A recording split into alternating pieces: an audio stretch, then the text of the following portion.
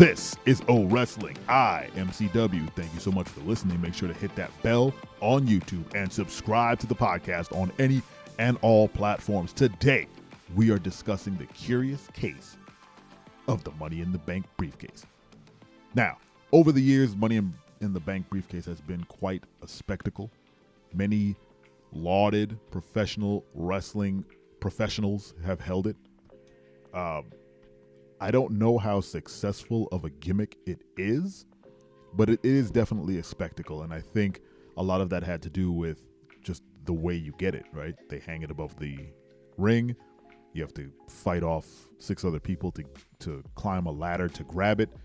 And it's a great visual. You're standing on this ladder.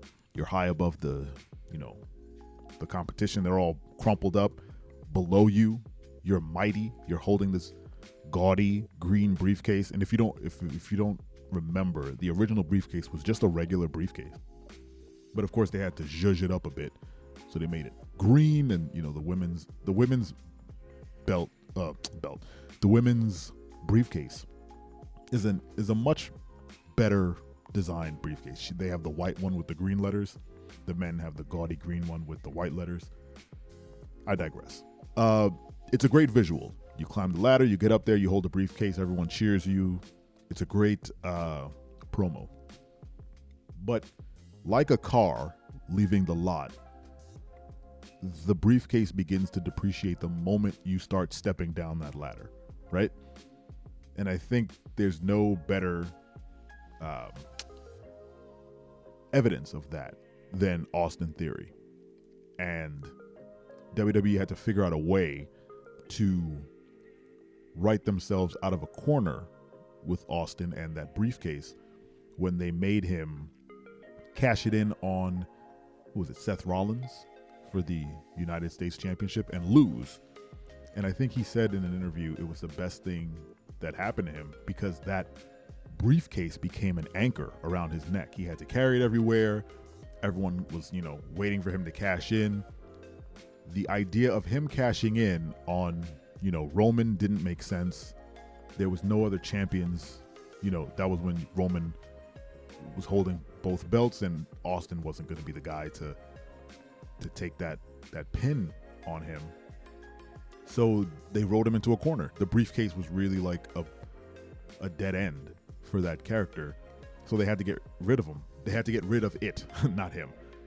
And once he got rid of it, he, ascended. He got the United States title. He's been I wouldn't say a top heel, but he's been a heel in the WWE, in the company for a while now. And people boo him. He's fine. He's doing all right. After Money in the Bank 2023, they roped that anchor around Damian Priest. Now, Priest has been a fantastic performer for, he's always been fantastic, but since joining the Judgment Day, he's been doing really, really great work. And you can point to, Backlash with Bad Bunny? A great match for a guy who's not a wrestler being Bad Bunny, and his buddy Damian Priest helped carry that match. Priest has been, getting nothing but praise backstage from what I've read, and giving him the briefcase was a way to kind of elevate him a bit. And I'm all for gimmick, pay-per-views with, a tangible prize, right? You win the Money in the Bank, you get a thing that will help elevate your career, or it's supposed to help elevate your career. King of the Ring kind of has that, where you get crowned as King or Queen of the Ring, but it doesn't lead to anything. That's where it stops. And they don't really make it a thing. Like maybe you get crowned and then your name gets put on a plaque or something where you have an accolade that kind of stands the test of time. Money in the Bank does that. It has a lot of that. But the moment you start climbing down that ladder with the briefcase, the clock starts ticking. The value of that briefcase becomes less and less the longer you hold it. Because the longer you hold it, the less people believe that you're going to cash it in and win. That's why something like, I think when Kane cashed it in, it was the night he won the briefcase, which was smart. it was also, during a championship match, so he got the leg up on the guy, right?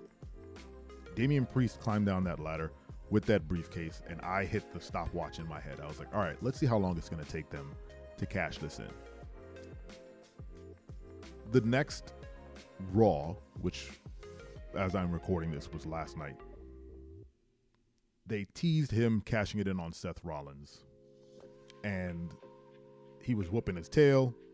I knew he wasn't going to win, but he was whooping his tail, and right before he cashed it in, here comes Finn Balor to kind of shatter that notion, to kind of sow the seeds of dissension in the Judgment Day ranks, and probably tee up a babyface turn for Damian Priest for him to exit the Judgment Day. I don't know. I don't particularly like the name Judgment Day. Let me say that. I like the Judgment Day crew. I think they're great. I think they need a name change. But getting Damian Priest out of the Judgment Day is probably not best for him at the moment. But it seems like that's where they're headed. Or at least maybe Finn will leave. So one of those two, Finn or Damian Priest, they're going to exit. During Money in the Bank, I fully thought that during Seth Rollins' match with Finn Balor,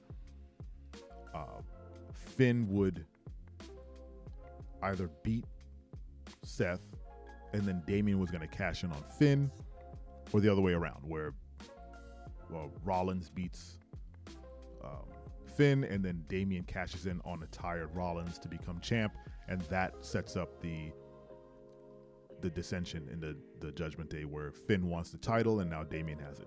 They didn't do that. And, maybe for the best. I don't know. They kind of want some long-term storytelling for SummerSlam, which is their, marquee middle-of-the-year pay-per-view. I don't know what Damian Priest is going to do for SummerSlam, but it seems like they're teeing up a Damian Priest versus Finn Balor match. Maybe.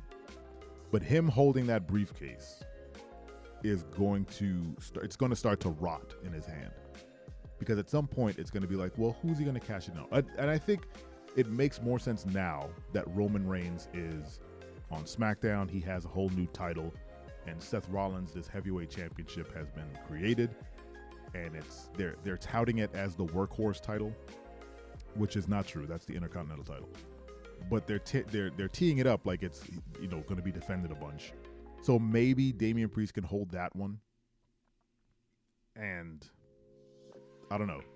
I can see it happening. I wanted Damian to win on Raw when he was beating up Seth Rollins, only for the shock factor of having a world title change on Raw. Hasn't happened in quite a while. And Seth can take the pin. Seth is so over that it doesn't matter if he has the title or not. And I think Damian, as the young guy, he's not even that young, as the guy coming up, he would do well to be champion for a bit. It doesn't have to be a super long run, but I think having him hold the title and then show Finn get, jealous and maybe feel like he's being replaced as kind of the head guy in Judgment Day would be an interesting angle going into SummerSlam and having them wrestle for the title. But with all that said, and all the weirdness around that briefcase, I'm glad Damian won. I also want to say that Rhea Ripley is the leader of the Judgment Day, so Finn should be more jealous of her and less about Damian Priest. But I digress. Hopefully they figure out a way to make that briefcase relevant and not some weird gimmick that just kind of pulls people down. Remember, I always look to Otis, and Austin Theory for your Money in the Bank anchors. Thank you so much for listening. This has been the O Wrestling Podcast. I appreciate you.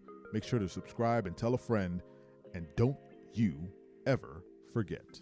I'm your friend, but if I ever see you in the ring, I can beat you. Don't you know? Yeah, yeah, yeah.